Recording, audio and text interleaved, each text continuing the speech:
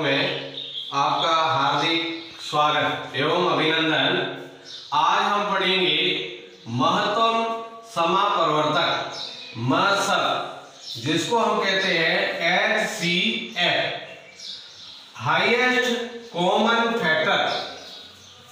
दो या दो से अधिक हुई संख्याओं के सार्वगुणनखंडों में सबसे बड़ा सार्वगुणनखंड इन दी हुई संख्याओं का महत्तम समापवर्तक कहलाता है। सबसे बड़ा सार्वभाजक भी इसको कहा जाता है। मसर महत्तम समापवर्तक। अब जिस प्रकार से दो क्रमागत संख्याएं होती हैं, दो क्रमागत संख्याएं उनका मसर एक होता है। जैसे 8 व 9, 8 व 9 का मसर जो है क्रमागत संख्याओं का बराबर एक होता है।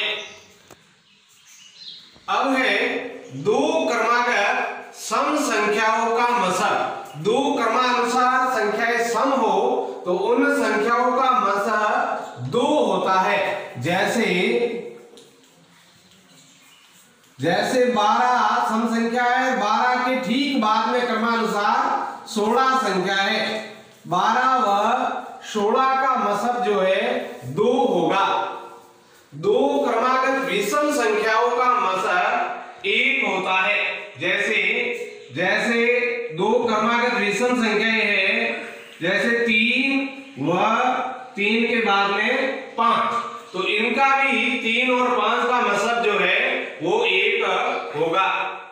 अब हम जो है जैसे इन प्रश्नों को सरल करेंगे, 24 और 36 का मसर क्या होगा। इसका अर्थ ये हुआ जैसे कोई एक 24 केजी मूंग है, दूसरा 36 केजी तिल है, तो इन दोनों को इस प्रकार से एक धड़े से ही तोलना, एक बाट का ही प्रयोग होना चाहिए।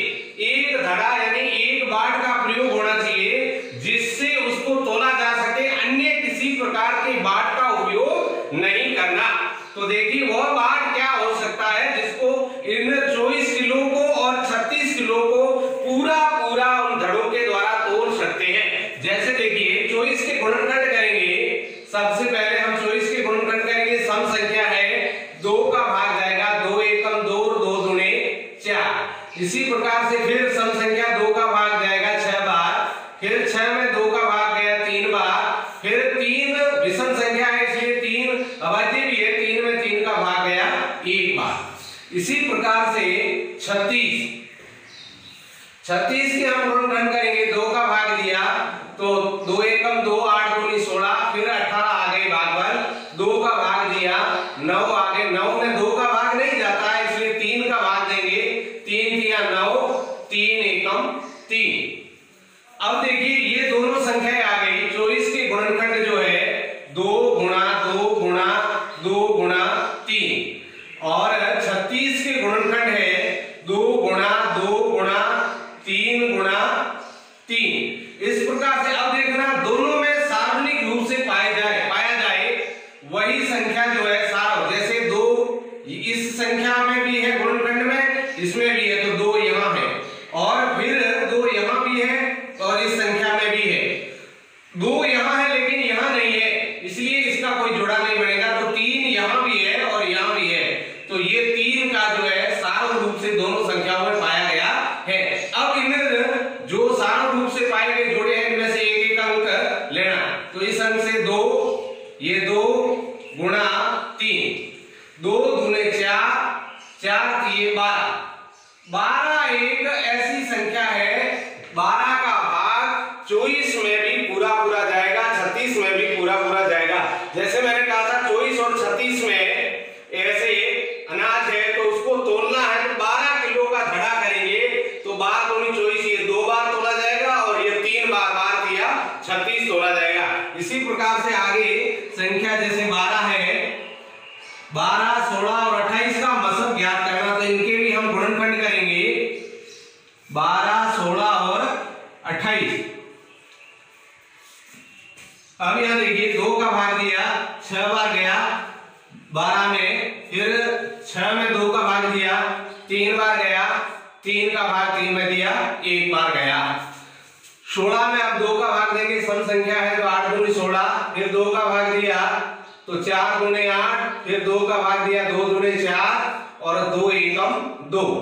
28 में भी हम 2 का भाग देंगे तो 14 दूने 28। कहने का अर्थ है कि जो संख्या सम है उसमें 2 का भाग देंगे तो उसका भागफल उसका आधा आता है। 14 में 2 का भाग दिया 7 आए, फिर 7 में 7 का ही भाग देंगे और वह जो है 1 आएगा, क्योंकि 7 अभाज्य संख्या है। अब इस प्रकार से जो है हम गुणनखंडों को लिखेंगे। 12 के गुणनखंड है 2 गुणा 2 गुणे 3 और 16 के गुणनखंड है 2 गुणा 2 गुणा 2 गुणा 2 और 28 के गुणनखंड है 2 गुणा 2 गुणा 7। इस प्रकार से तीनों संख्याओं में ये सार्वभौमिक रूप से जो संख्या पाई जाती है उसको कॉमन बनाना, कॉमन फैक्टर। तो ये देखिए ये 2 इसमें भी है, इस संख्या में भी गुणनखंड इसमें भी है और ये 2 दूसरा जो है यहाँ भी है, लेकिन यहाँ 3 है, यहाँ 2 है, यहाँ 7 है और कोई संख्या मेल नहीं खा रही है। तो इन दोनों संख्याओं में से एक अंक उतारेंगे। 2 गुणा 2 बराबर 4 इस संख्या का, इन तीनों संख्याओं का मतलब है। 12, 16 और 28 वह बड़ी से बड़ी संख्या है, वह बड़ी से बड़ी छोटी से छोटी संख्या है जिसका भाग 4 का भाग जो इसमें जाएगा वह बड़ी से बड़ी, मतलब का अर्थ होता है वह बड़ी से बड़ी संख्या जिन संख्याओं का भाग इन संख्याओं में पूर्ण रूप से जाए। अब है जैसे 70, 105 और 175 इन संख्याओं का भी गुणनखंड करना और मतलब ज्ञात करना। तो ये देखिए पहले 70 है, 105 के भी गुणनखंड और 175 के गुणनखंड। अब 70 सम संख्या है तो 2 का भाग देंगे, 2 तिया 6, 2 एकम 2, 2 दूनी 4, 2 तिया 6, बचा 1 यहाँ रखा और 5 दूनी 10, 35 आ गए। 35 विषम संख्या है, 2 का भाग जाएगा नहीं, 5 और 3 8 होते तो 3 का भी नहीं जाएगा, इसलिए 5 का भाग जाएगा। 7 पंजे 35 और 7 एकम 7। इसी प्रकार से 105 5 और 1 6 होते तो 3 का भाग जाएगा, 3 तिया 9 और 1 रखा यहाँ, 5 की 15, फिर 35 आ गए, 35 में 5 का भाग जाएगा, 7 पंजे 35, 7 एकम 7। इसी प्रकार से 7 5 12 और 13 हो रहे हैं तो यह विषम संख्या भी है, 2 का भाग नहीं जा रहा, 3 का भी नहीं जा रहा है, इसलिए इसका इकाई अंक 5 है तो 5 का भाग जाता है गुणनखंड करने के लिए।